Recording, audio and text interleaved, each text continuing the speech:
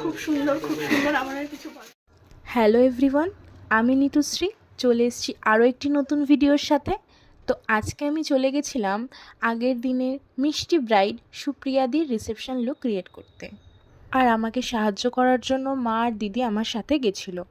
তারপর দিদির বোন আমাদেরকে শাড়িটা বের করে দেয়, যাতে আমরা কিছুটা কাজ আগের দিনের মতো এগিয়ে রাখতে পারি। আর তোমরা এখানে দেখো দিদির শাড়ির কালারটা কি সুন্দর। দিদি প্রত্যেকটা জিনিস খুব নিখুঁতভাবে চয়েস করেছে, সেটা বোঝাই যাচ্ছিল। খুব সুন্দর, সবকটা জিনিস খুব সুন্দর হয়েছিল।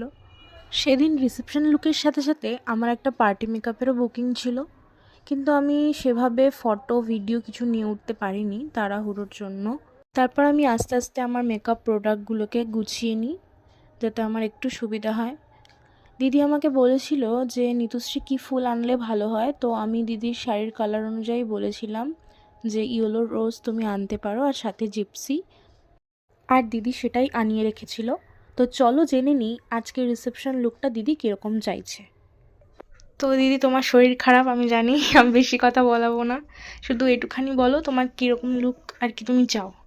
একদম সিম্পলের মধ্যে যেরকম বিয়েতে ওরকম একটা গ্লোয়িং সুন্দর মিষ্টি একটা মুখ। আচ্ছা, আর কোনো আদার্স কিছু না? ঠিক আছে, অসম্ভব সুন্দর সাজাও। আগের দিনের মেকআপ কেমন ছিল? অসম্ভব অসম্ভব অসম্ভব সুন্দর। ঠিক আছে চলো।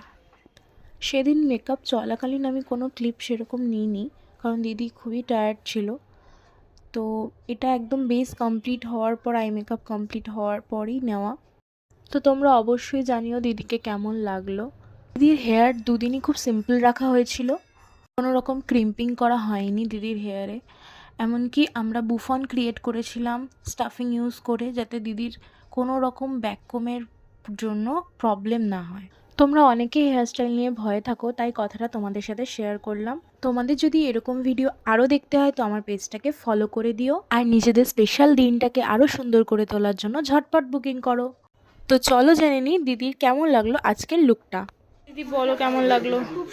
খুব সুন্দর আমার আর কিছু বলার নেই। দারুণ দারুণ দারুণ। আমি যেরকম চেয়েছিলাম ঠিক সেরকম।